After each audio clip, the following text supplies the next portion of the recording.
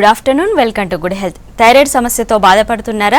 Thyroid వల్ల కలిగే అనారోగ్య సమస్యలేంటి, దీనిని ఎలా గుర్తించాలి, రాకుండా ఎలాంటి జాగ్రత్తలు తీసుకోవాలి, అలాగే హోమియోపతిలో ఎలాంటి ట్రీట్మెంట్ అందుబాటులో ఉందో తెలియజేయడానికి స్టార్ హోమియోపతి నుండి డాక్టర్ అనురాధ గారు ఉన్నారు. వారిని అడిగి మరిన్ని విషయాలు తెలుసుకుందాం. Hello doctor, good afternoon.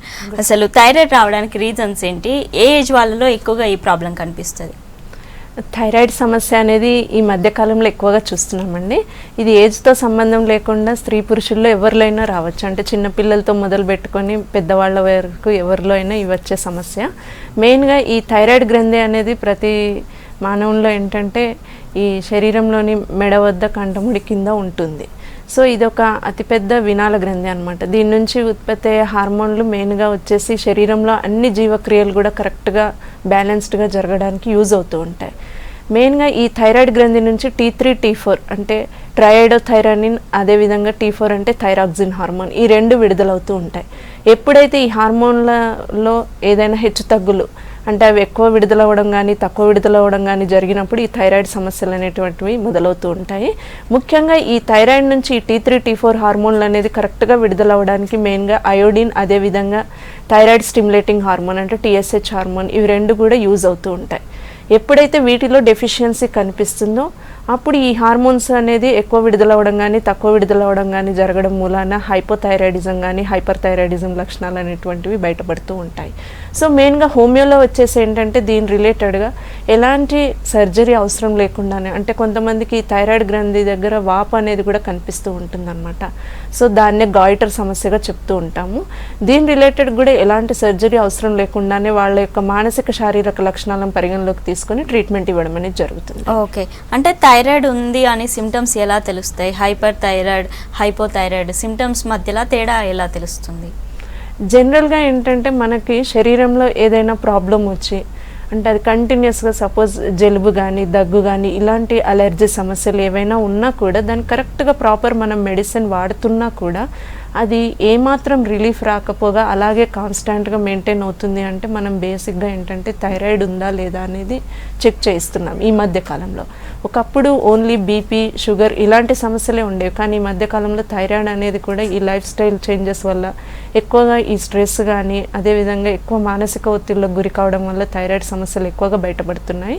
జనరల్గా మెయిన్గా వచ్చేసి ఉన్నట్టుండి మనిషి బరువు పెరగడం కానీ లేదా ఎంత ఆహారం కరెక్ట్గా టైంకి తీసుకున్న సన్నబడిపోతూ ఉండడం ఇలాంటి గమనించినప్పుడు మనము జనరల్ అది ఒకటి తీసుకొని థైరాయిడ్ ఉందా లేదా అనేది జనరల్గా చెక్ చేస్తూ ఉంటాం అన్నమాట. ఓకే అండి, కాలర్ ఉన్నారు, మాట్లాడదాం. హలో హలో, ధనలక్ష్మి గారు, మీ క్వశ్చన్ అడగండి.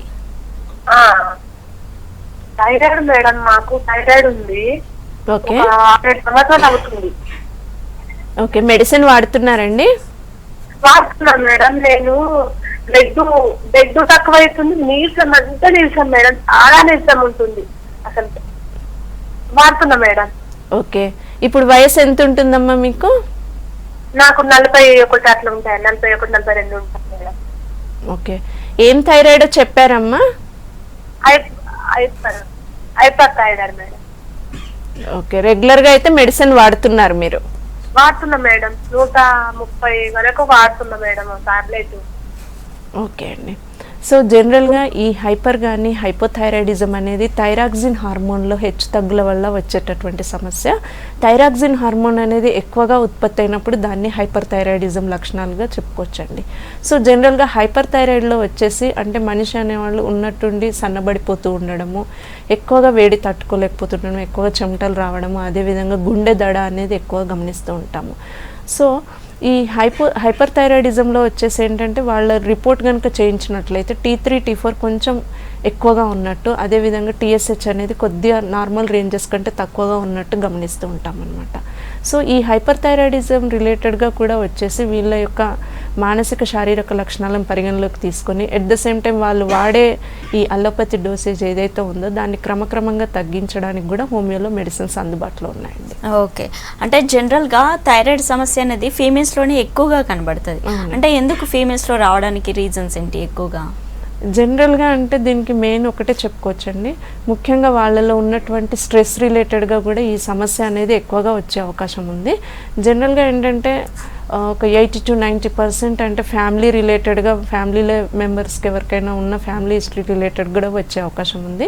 అలా కాకుండా ఈ మధ్య కాలంలో ఏంటంటే సడన్గా ఫ్యామిలీ హిస్టరీ ఏం లేకపోయినా కూడా ఉన్నట్టుండి ఆల్ ఆఫ్ సడన్గా వాళ్ళ యొక్క స్ట్రెస్ రిలేటెడ్గానే వీళ్ళలో ఎక్కువగా వచ్చే అవకాశం ఉందండి. ఓకే అండి, నెక్స్ట్ కాల్ తీసుకుందాం. Hello hello madam. Upender garu మీ క్వశ్చన్ అడగండి. మేడం ఎస్హెచ్ వచ్చేసి 150 ఉంది మేడం. ఓకే, అయితే మార్నింగ్ నుంచి 1 o'clock వరకు మంచిగా ఉంటుంది మేడం. 1 నుంచి సాయంత్రం వరకు నీరసం ఉంటుంది బాగా. ఓకే అండి. అంటే ఫస్ట్ ఒకసారి వేయించుకున్నప్పుడు తక్కువనే ఉన్నాను, మళ్ళీ వేయించుకున్నప్పుడు 150 వచ్చింది. జర నీరసము, కాళ్ళు ఉప్పుడు, చేతులు ఉప్పుడు వచ్చింది. ఓకే, మెడిసిన్ రెగ్యులర్గా వాడుతున్నారా? 100 mg వాడినా మేడం థైరాయిడ్. ఓకే, అయితే మధ్యలో బంద్ చేసిన. ఓకే ఓకే, కానీ నీరసమే బాగుంటుంది మేడం. అంటే ఇప్పుడు ప్రెసెంట్ వాడట్లేదా అండి? మధ్యాహ్నం వచ్చేసి నీరసం ఉంటుంది బాగా. ఓకే, ప్రస్తుతానికి ఏం మందులు వాడట్లేదా? ఏం వాడతలేదు మేడం. మళ్ళీ ఒకసారి టెస్ట్ చేయించుకున్నాను చూద్దామని. ఓకే అండి. సో జనరల్గా ఏంటంటే తను చెప్పిన దాని ప్రకారం హైపోథైరాయిడిజం లక్షణాలు కనిపిస్తున్నాయండి. జనరల్గా హైపోథైరాయిడిజంలో వచ్చేసి టీఎస్హెచ్ అనేది ఎక్కువగా ఉంటుంది. టీఎస్హెచ్ అనేది ఈ థైరాయిడ్ స్టిమ్యులేటింగ్ హార్మోన్ అనేది మామూలుగా అయితే 0.3 నుంచి 5.5 మధ్యలో ఉండాలి. అలా కాకుండా 5.5 కంటే ఎక్కువగా ఉంటే దాన్ని హైపోథైరాయిడిజంగా చెప్పుకోవచ్చు.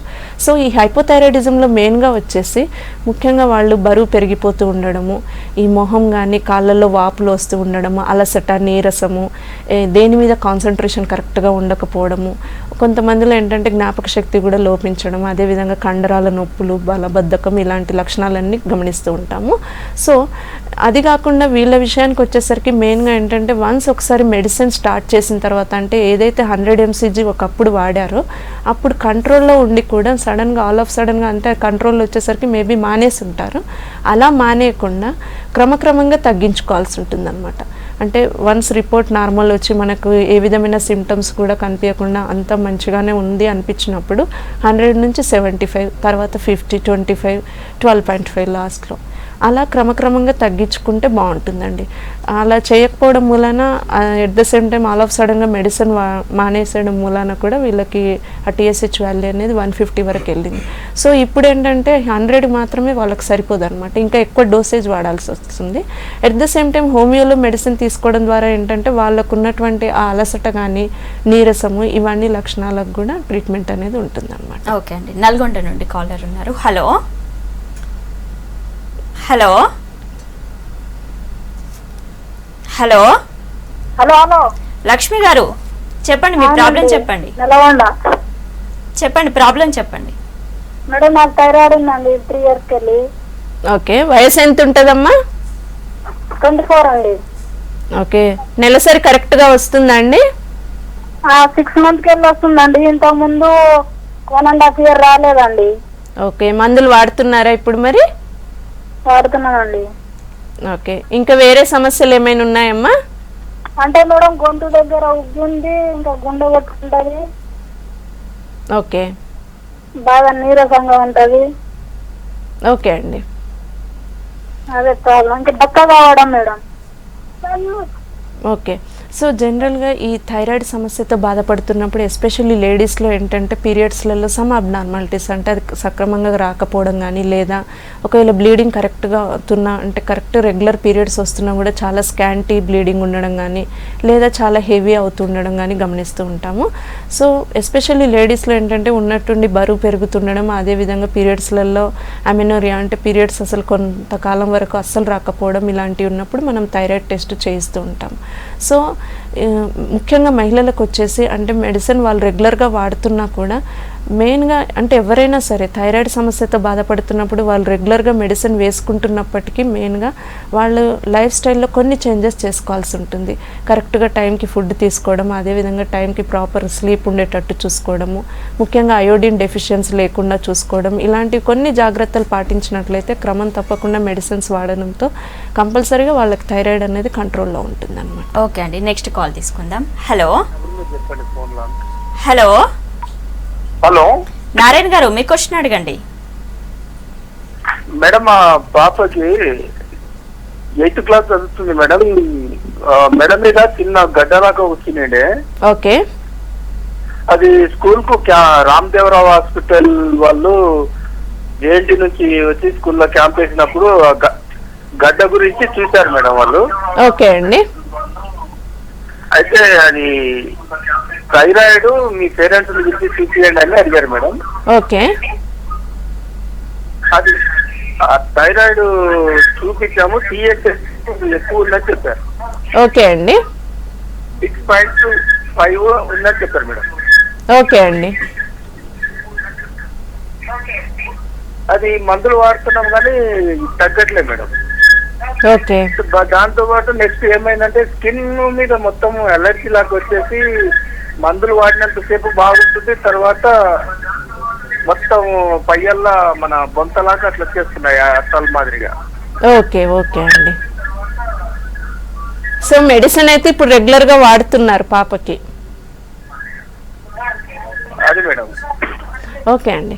సో జనరల్గా అంటే పాప విషయానికి వస్తే టీఎస్హెచ్ అనేది 6.25 ఏదైతే ఉందో అది హైపోథైరాయిడిజం లక్షణంగా చెప్పుకోవచ్చండి.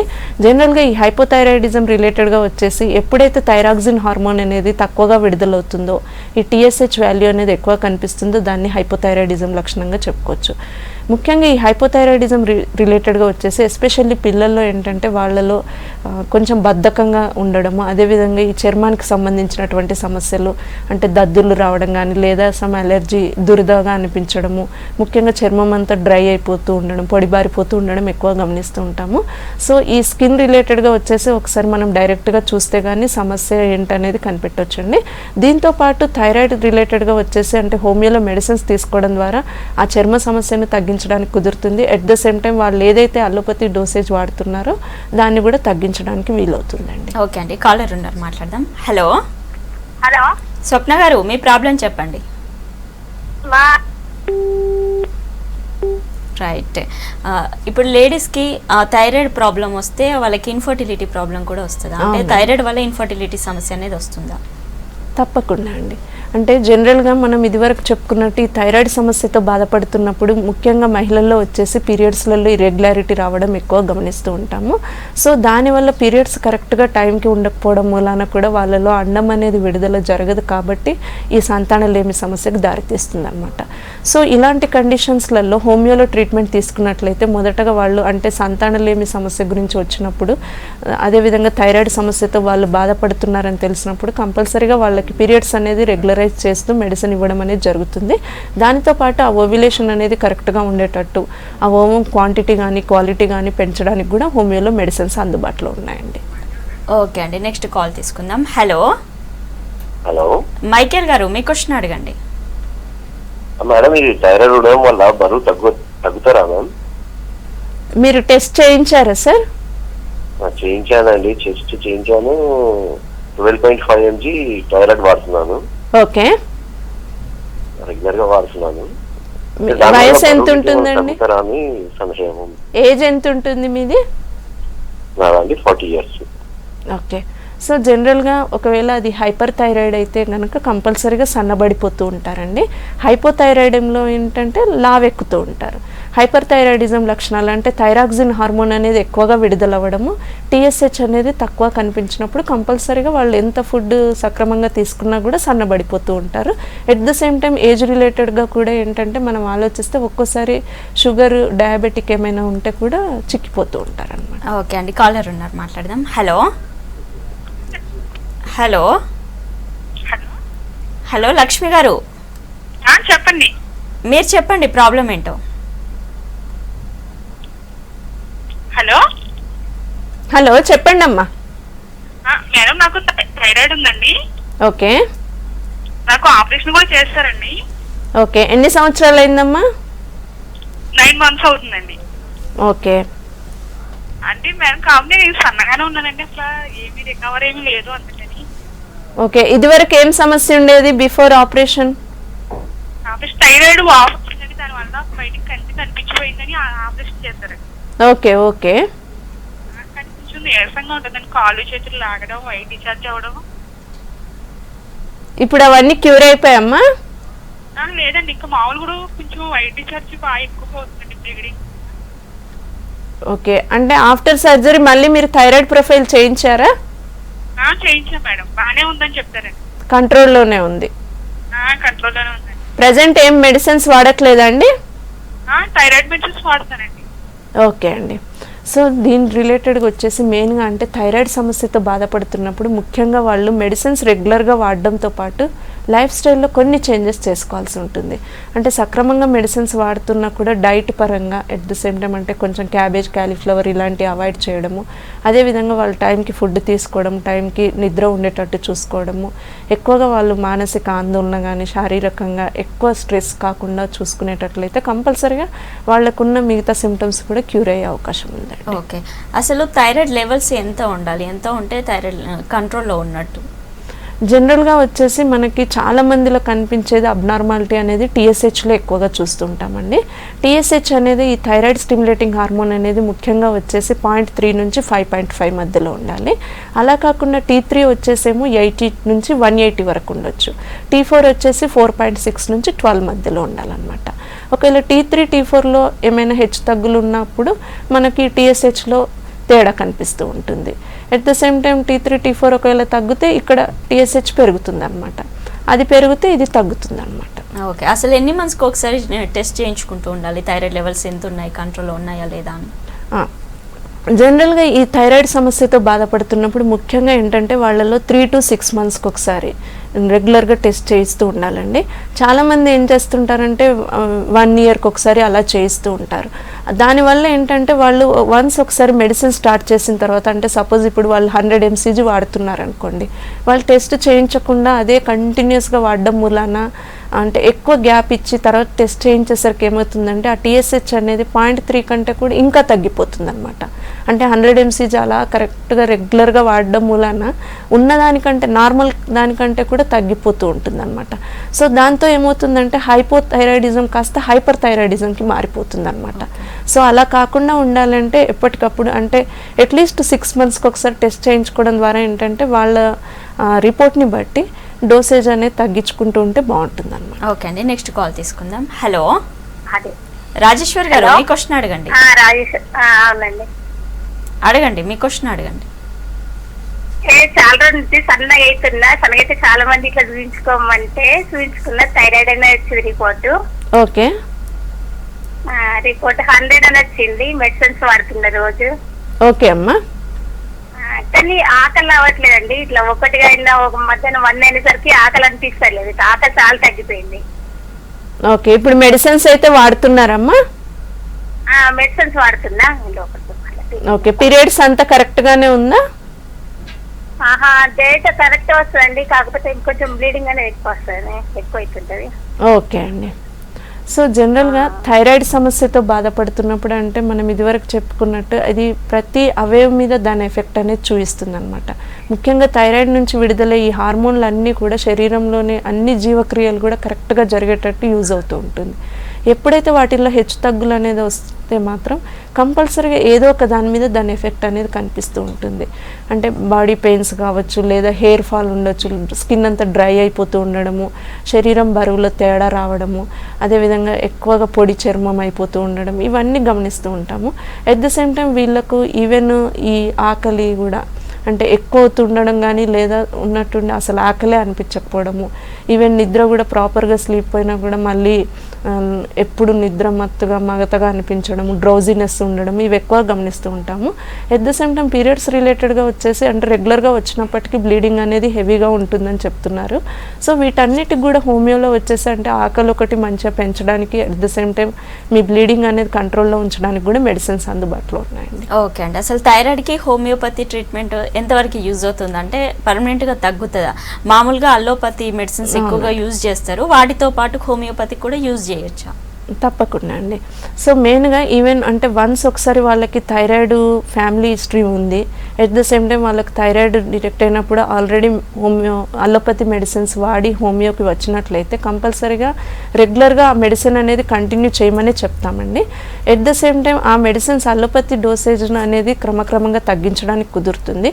ఒకవేళ వాళ్ళు అలోపతి మెడిసిన్ వాడకుండా అప్పుడప్పుడే అంటే సపోజ్ ఇప్పుడు టీఎస్హెచ్ అనేది ఏ 6 7 అంటే 10 లోపు ఈవెన్ 15 వరకు ఉన్నా కూడా TSH వాల్యూ, వాళ్ళు అలోపతి మెడిసిన్ ఏమీ స్టార్ట్ చేయలేదనుకోండి, మన హోమియో మందుల ద్వారా అంటే మెయిన్గా కాన్స్టిట్యూషనల్ అప్రోచ్మెంట్లో ట్రీట్మెంట్ ఇవ్వడం జరుగుతుంది కాబట్టి అలోపతి మందులు లేకుండానే దాన్ని మనం కంట్రోల్లోకి తెచ్చడానికి, అదేవిధంగా వాళ్ళలో ఉన్నటువంటి సిమ్టమ్స్ని క్యూర్ చేయడానికి కుదురుతుంది. అలోపతి మందులు వాడుతున్నట్లయితే మాత్రం హోమియోలో మెడిసిన్స్ తీసుకుంటూ అవి కంటిన్యూ చేయడం ద్వారా వాటి డోసేజ్ అనేది క్రమక్రమంగా తగ్గించడానికి కుదురుతుంది. ఓకే అండి, కాలర్ ఉన్నారు, మాట్లాడదాం. హలో హలో స్వప్న మేడం, గారు, అడగండి, మీ క్వశ్చన్ అడగండి స్వప్న గారు. నాకు 3 years నుండి థైరాయిడ్ ఉంది మేడం. ఓకే, అయితే చాలా ప్రాబ్లమ్స్ ఉన్నాయి మేడం. చెప్పండి అమ్మా. నీరసం, తలనొప్పి, బరువు పెరుగుతున్నాను.